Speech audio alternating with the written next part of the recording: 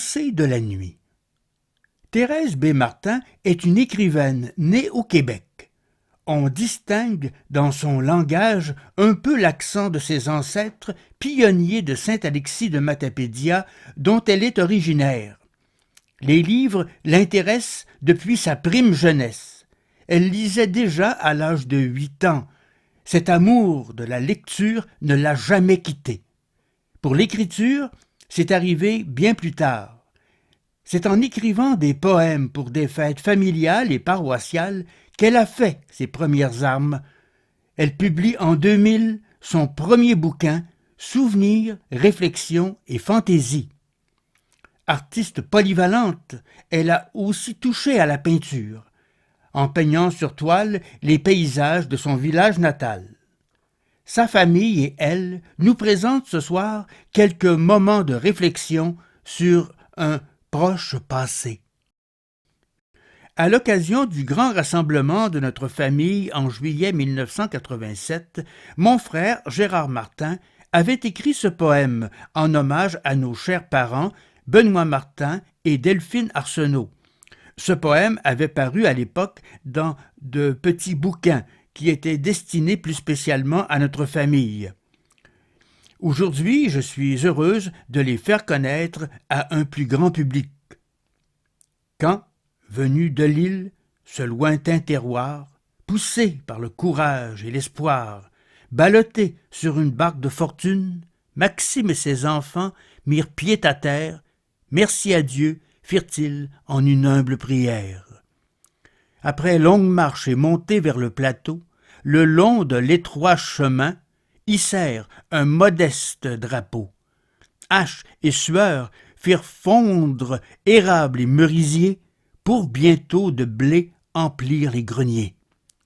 C'est là que Benoît, de prometteuse destinée, dans le calme des champs, le silence et la froidure des longs hivers, grandissait, travaillait et égayait la maisonnée.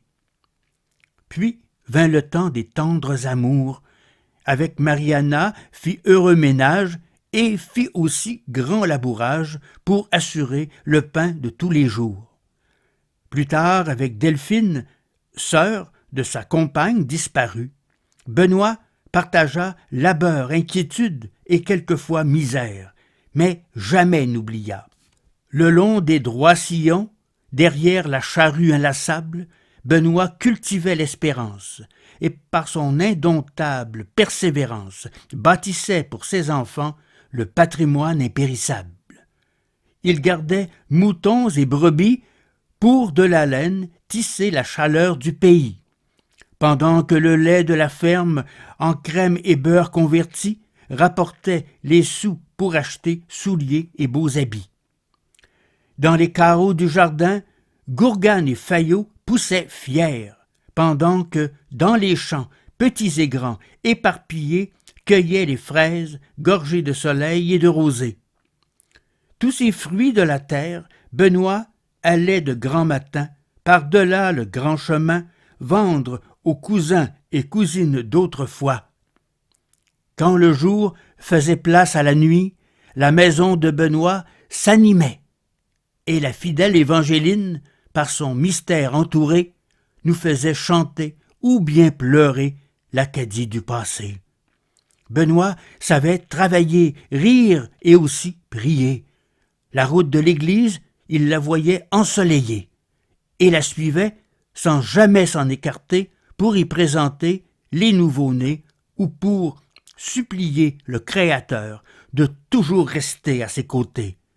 Benoît, depuis longtemps en paradis, ta foi nourrit notre espérance, par-delà le temps, par-delà les distances. Ton souvenir avec nous, à tout jamais va rester, pour ce grand et noble héritage. Merci Benoît. Vous avez entendu ce soir un texte de Thérèse B. Martin tiré d'un de ses nombreux volumes. Choix des textes, lecteur, montage et réalisation, Carole Gagnon. C'était une production de Hameau Découvert à Québec.